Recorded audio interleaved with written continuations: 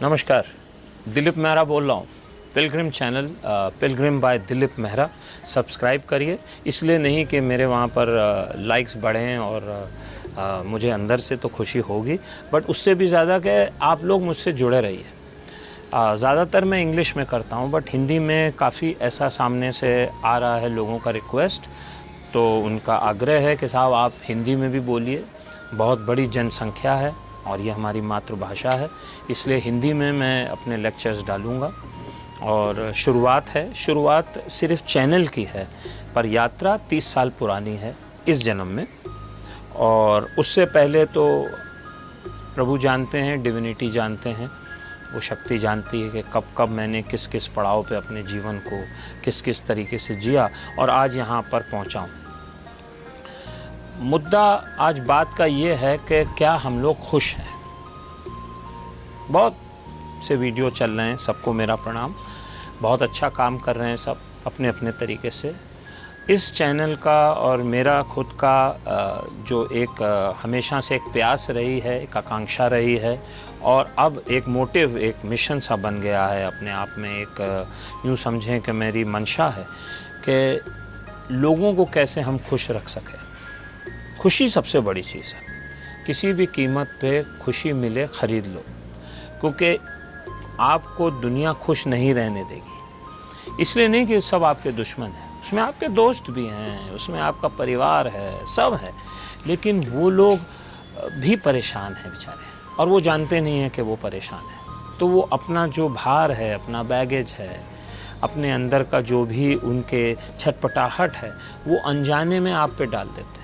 अब अगर आप जो है वो जागे हुए नहीं हैं, जागने का मतलब अंदर की जागरूकता की बात कर रहा हूँ, अगर वो नहीं है, अगर आपकी वॉचिंग अंग्रेज़ी में कहते हैं, जैसे हम गाड़ी चलाते हैं तो हम देख रहे हैं, अगर बाई चांस नींद आए तो बगल वाला कहता भाई उठ जा, नहीं अभी हम लोग सब पहाड़ के नीचे। वैसे ही ये जीवन में हम लोग कई बार और पिछले कई जन्मों में भी पहाड़ के नीचे गाड़ी गिरा दी हमने कई बार। वो इसलिए कि हम अंदर से सो जाते हैं। इसलिए जागना बहुत ज़रूरी है। अब जागने में एक तो आध्यात्मिक शब्द है कि चैतन्य हो जाइए आप, बहुत हाई शब्द है। वहाँ बुद्धा चैतन्य थे, बड़े बड़े सूफी संत चैतन्य थे, हमें भी वहाँ पहुँचना है। लक्ष्य तो बड़ा होना चाहिए, लेकिन रोज़मर्रा में वो जो चैतन्यता है उसको हम किस तरीके से सिंप्लीफाई करके उसको आसान बना के अपने जीवन में साधारण रूप में हम जागें, वो ज़रूरी है।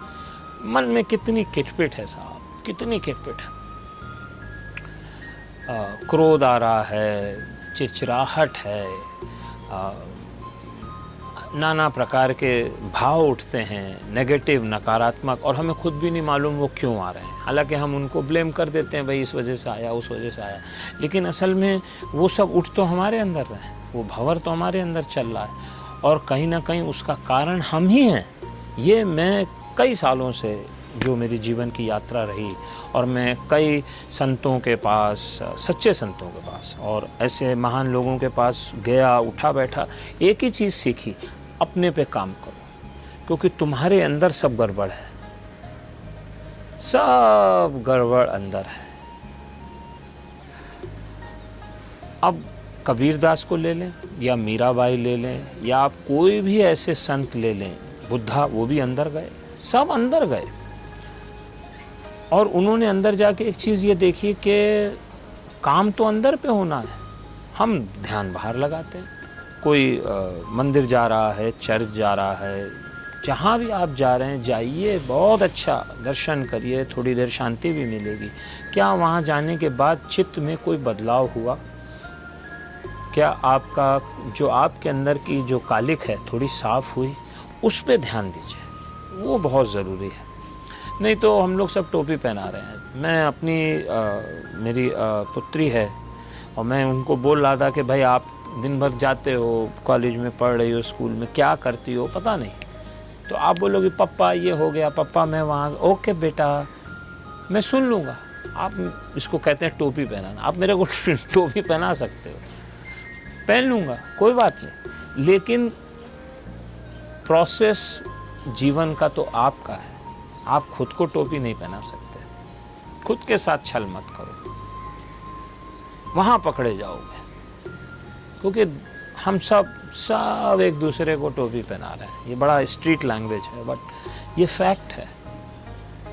खुद पे जो है वो जो हम बार बार अपने आप को जो है वो टोपी पहना, वो गड़बड़ है। उस पे आप काम करो, बस वो ज़रूरी है। अगर उस पे काम करने लगो फिर एक मस्ती सी आएगी। अभी आप देखो चारों तरफ माहौल में कैसी उदासी सी छाई है। मतलब बाहर है लेकिन बाहर में वो बात नहीं है। एक सब कुछ सूना है। एक तो माहौल भी ऐसा है अभी वो वायरस की वजह से, और जो कुछ भी हो रहा है खबरों से तो आप वाकिफ़ हैं, मेरे को बोलने की ज़रूरत नहीं। कई लोग डिप्रेशन में हैं, कई लोग उस वजह से चले गए, बहुत कुछ हो रहा है।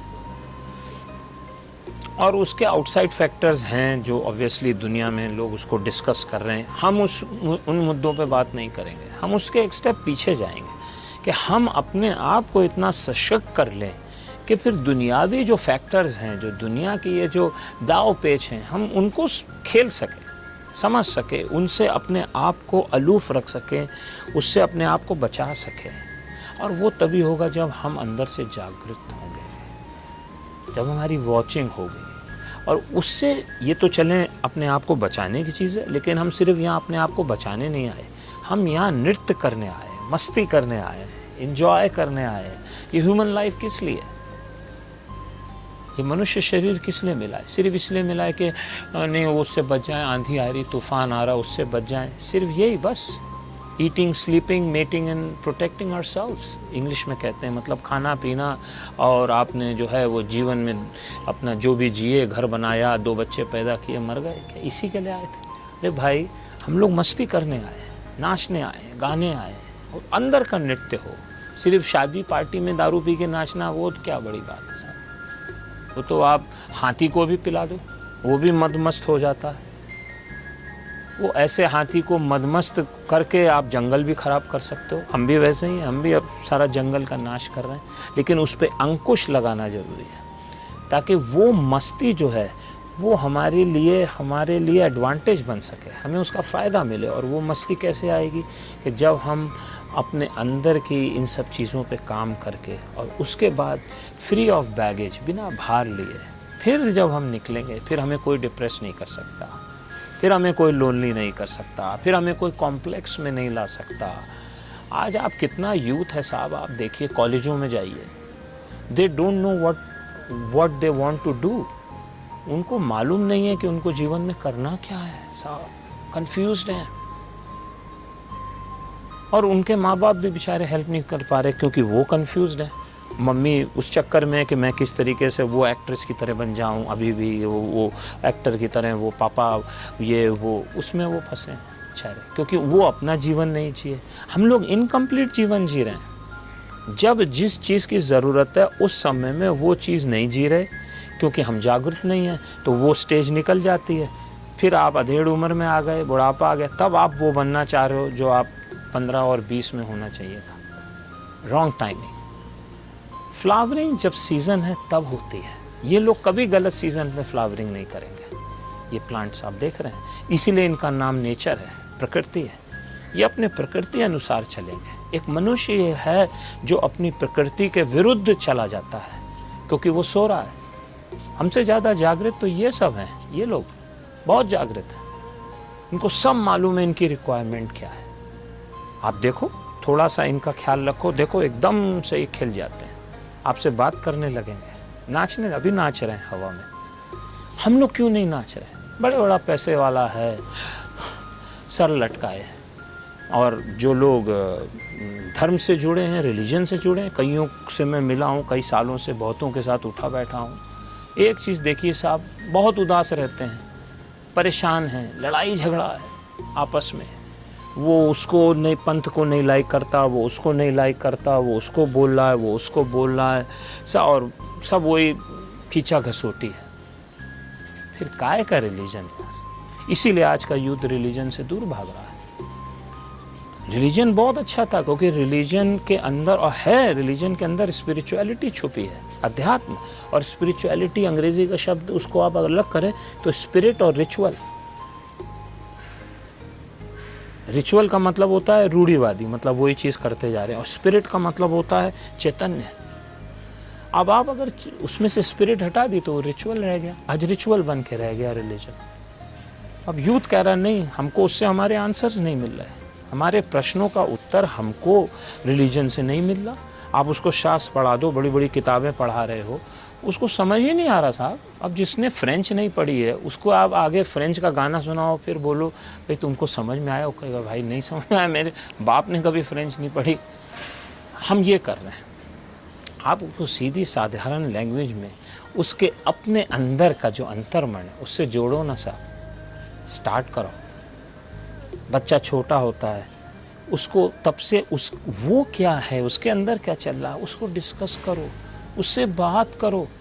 भेड़ बकरी की तरह बच्चे पैदा करके और उनको पढ़ा दिया, साहब हमने अपना काम, लड़की शादी कर दो भाई, नहीं वो 24 की 25 की हो गई है, उसकी शादी करो, उसको लॉक कर दो, भेज दो साले। अब वो भेज तो दिया आपने, अब वो भेज कहाँ दिया, वो आदमी के पास, वो आदमी खुद ही ग्रो नहीं हुआ है बेचारा, वो लड़का। अब लड़की भी भेज दी, अब वो उसको संभाले, अपने आप को संभाले, खींचातानी, जूता लात, लड़ाई झगड़ा, डाइवोर्स में 2 बच्चे भी आ गए साथ में, फिर उनकी ज़िंदगी गड़बड़। क्या कर रहे हो साहब? आज किसी भी स्कूल में आप जाओ, नाचना सिखा रहे हैं, डांस सिखा रहे हैं, ये कंपटीशन आ रहा है, उस टीवी चैनल के लिए तैयार कर रहे हैं, और ये फाउंडर्स डे हो रहा है, सब कुछ हो रहा है, जूडो कराटे भी सिखा रहे हैं, है ना साहब? और भी नए नए क्रेज़ बहुत आ गए। इस बारे में कोई बात कर रहा है कि भाई तुम कौन हो बेटा? यंग एज से उनको बताओ ना साहब। डॉक्टर का लड़का डॉक्टर ही क्यों बने? हैं? जज का लड़के को जज बना दो, एक्टर के लड़के को एक्टर बना दो, क्यों भाई? और वो नहीं बना तो यार बेचारा फेल हो गया, देखो बाप कितना बड़ा एक्टर था, छोटा फेल। काहे को यार, may be he is a better person, वो अपने बाप से अच्छा होगा, उसको पहचान लो साहब। आपने वो तो किया नहीं, उसको बस उसी पटरी पे चढ़ाए रहे, फिर जाके वो 40, 45, 40, 45, 50 साल में जाके उसको थोड़ा पता चलने लगता है, यार मैं तो ये लाइक करता हूँ, मुझे तो पेंटिंग अच्छी लगती है। अब वो पेंटिंग कहाँ से करेगा? वो तो बेचारा वो आयरन और स्टील बेच रहा है वहाँ स्टॉक, वहाँ पे बैठ के मार्केट में, ख़त्म हो गई लाइफ। ये होता जा रहा है क्योंकि अंदर की अवेकनिंग, हम लोग अंदर की जागरूकता शुरू से स्टार्ट नहीं कर रहे, उस पर कोई बात नहीं कर रहा।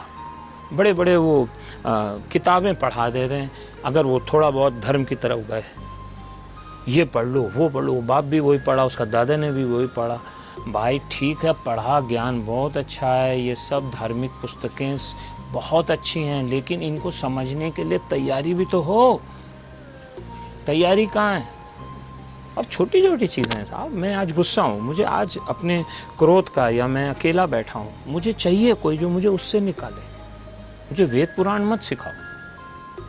मुझे आज मैं डिस्टर्ब्ड हूँ, बहुत कुछ हो रहा है, और आज का यूथ फाइट कर रहा है उस चीज़ को। कन्फ्यूजन भी है, और इतनी पेस आ गई है, ग्लोबल है। वो अपने इंस्टाग्राम पे, अपने व्हाट्सएप पे देख रहा है कि किसी के 800,000 फॉलोअर्स हैं, किसी के 6 मिलियन फॉलोअर्स हैं। वो कह रहा साला मैं कहाँ बैठा हूँ, मेरे 13 फॉलोअर्स।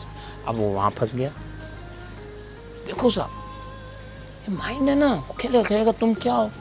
उसके तो देखो तुम्हारी फ्रेंड के 5,000 फॉलोअर्स हैं और तुम्हारे 5 भी नहीं हैं। और वो सोच रही है क्या हो गया मेरी लाइफ को यार, मैं क्यों ऐसी हूँ? बताइए। ये बाहर के फैक्टर्स आकर और हमारे अंदर के सेल्फ एस्टीम को, हमारे अंदर की जो अपनी आत्मविश्वास है उसको ख़त्म कर देते हैं। वो फिर लड़की डिप्रेशन में जाएगी, वो लड़का फिर टेंशन में आ जाएगा, कॉम्प्लेक्स में आएगा, इन्फिनिटी कॉम्प्लेक्स। फिर वो कहेगा ठीक है पापा, मैं वहीं दुकान पे बैठ जाता हूँ, फिर स्टील बेचूँगा। ख़त्म साहब। वो सुसाइड तो हम सब बात करते हैं, जो लोग कूद के और खा के जहर मर जाते हैं। ये सुसाइड है साहब, जो होता आ रहा है। लोग खुद के अंदर के कॉन्शियसनेस को गला दबा देते हैं उसको निकलने से ही पहले, और फिर ज़िंदगी भर वेजिटेबल की तरह जीते हैं। वही च्यूइंग द च्यूड अंग्रेज़ी में कहते हैं। चरवाही चरवाहट, जो कल थूक दिया उसको उठा के फिर से चबा रहे हैं। हम लोग सब यही कर रहे हैं। इसको ब्रेक करने के लिए झंझोड़ना पड़ेगा खुद को। कोई नहीं करे तो खुद को झंझोड़ना पड़ेगा।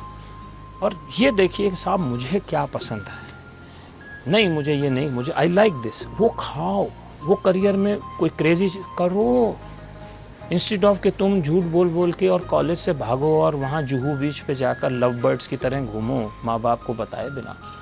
खुल के आओ ना यार।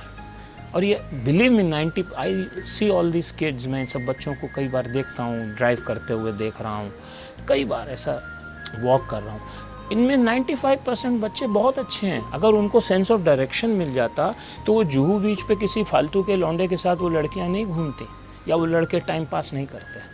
वो गोल्डन ईयर्स है। आपने 16-17 से लेकर 24 तक अगर वो दिन में डिस्कोटेक जा रहा है और जुहू बीच घुमा रहा है और वो कर रहा है, फंस गया वो, उसने अपना मेन क्रक्स तो वेस्ट कर दिया। ठीक है, फ्रेंड्स बनाओ यार, अपन ने भी बनाया, एंजॉय, घूमो फिरो सब करो, बट आपको फोकस होना चाहिए मैं कर क्या रहा हूँ यार। घर से निकला था साला बोल के और वहाँ बैठ के मैं पिक्चर देख रहा हूँ। आप किसको धोखा दे रहे हैं आप? वही टोपी पहनाने वाली बात है, तो वो आदत वहाँ से पड़ जाती है, फिर वो पूरी लाइफ हम टोपी पहनाते हैं, वो ये सब चल रहा है। सोचिए इस बारे में बातें होंगी और भी, शास्त्रवास नहीं होगा भाई, ना अपने को ज़्यादा नॉलेज है, सुना सब है, देखा सब है, लेकिन उस नॉलेज को ज़्यादा अंदर नहीं उतारेंगे क्योंकि उससे अहम आ जाता है। ये जितने समझदार लोग हैं ना, सबसे ज़्यादा सीरियस और सैड मिलेंगे, ऐसे बैठे रहेंगे। लोग कहेंगे वो महात्मा जी हैं, उन्हें अभी ध्यान में है। वो ध्यान में कुछ नहीं है, वो मौन 2 ही व्यक्ति रह सकते हैं, या तो बुद्धा जिसने सब कुछ पा लिया, वो तो अरबों में एक है यार, वो तो चैतन्य हो गए, और बेवकूफ़ चुप बहुत रहेगा क्योंकि उसको वैसे ही कुछ नहीं आता, तो ये ऐसा बैठा रहेगा, तो लोग कहेंगे नहीं ये बहुत समझदार है। इन दोनों से बचो। क्यों? बुद्धा अपने को मिलेगा नहीं भाई, अभी उस लेवल पे नहीं है, और मिल गए तो कोई बात ही नहीं। आप खुद बुद्धा हो यार, all of us are Buddha, हम सब बुद्धा हैं, बन सकते हैं। सिर्फ हमें अपने अंदर के उस खूबसूरत जो ये बाग है, इसमें जो फूल खिलने हैं ज्ञान के, प्रेम के, उसको खिलाओ और फिर देखो जीवन एक नृत्य है, it's a dance. This is my message for the youth and for all everybody who is young at heart and wants to live life and not be confused and frustrated. Thank you.